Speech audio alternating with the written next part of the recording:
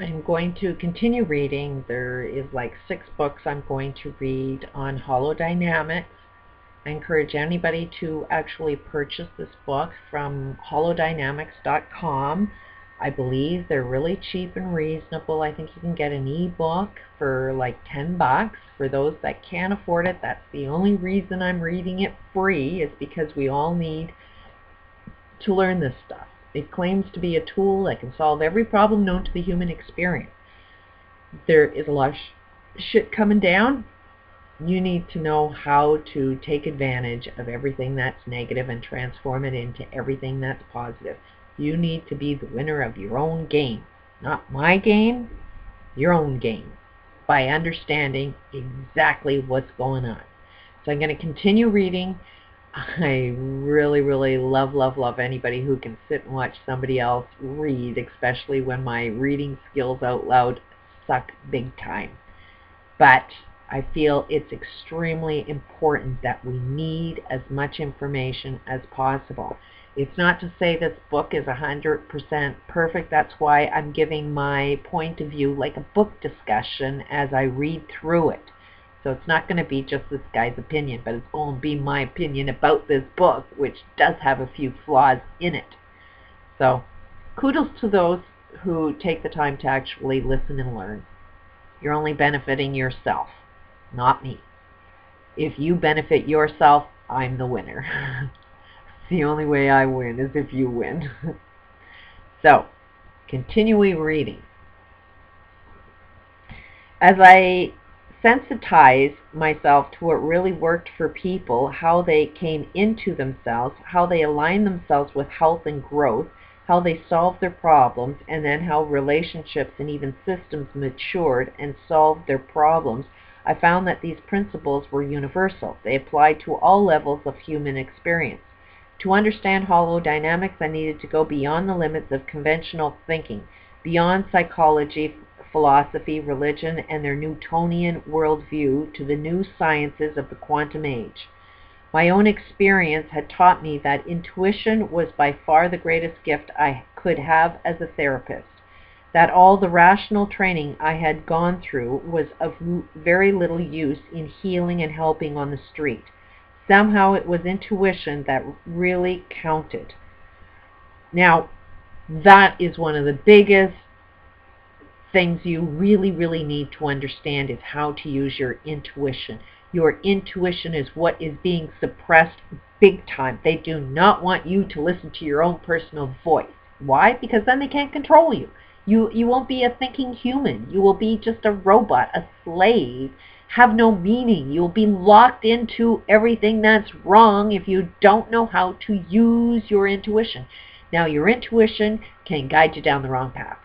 It is the most valuable tool you got, but you got to understand how to use that tool. Every one of us has an intuition, but you got to know how to use it. But how could intuition be explained from a rational perspective? Sometimes I could sense intuitively what the problem was, even though I had little rational information about that. That deep sense began to fascinate me. I taught myself how to apply my sensory perception processes to the intuitive part of my mind. This opened doors that had never been opened before. Learning to use my senses on my intuitive mind was one of the greatest experiences of my life, and I found myself in possession of the greatest computer I could ever imagine. Your intuition is like a computer. It was my intuitive mind, my right brain, that took in the totality of things from a wave perspective, that dealt with things as part of one dynamic whole. From quantum physics, I knew there was an underlying order throughout the universe and all prevailing forces, which manifested itself in a dual nature of reality as both particle and wave. From holographics, I learned how the mind stored memories. From the developmentalists, how the mind developed according to finite stages. From the neurologists, how the mind had causal potency. With fluid dynamics, I learned how shape within streams influenced the whole stream. From typology, how shape could change without changing function. From chaos theory, how everything chaotic system was part of a greater order and had within its own hidden order. Then everything came together. I looked at the mind from a quantum perspective and began to understand how the mind directly impacted upon reality. I looked from shapes within the streams of thought and so discovered holodyne, and then the full potential self, the I. I need a map of the mind and a way to apply it to the dynamics of human experience, and thus evolve the mind model and phase spacing. I needed a process to help mature the primitive holodynes within the mind, another to help someone reach his or her fullest potential in the outside world, and thus evolve tracking and potentializing. And I needed to be clear about how everything worked within the orders of things, and thus evolve the principles of holodynamics. At the very heart of these principles, at the most fundamental level of personal being, is the force I call I. It's in every one of us. It is you at your fullest potential, your full potential self. The seeds within you that unfolds growth and blossoms through all your experiences. The I cannot be potentialized in isolation.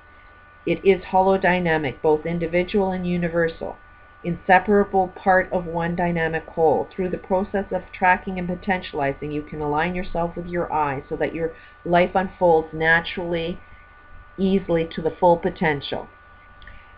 These processes adjust and fine-tune over years, provide invaluable from the very start. I have taught them to thousands of people, to therapists, doctors, educators, business all across the country, and have taught others how to teach.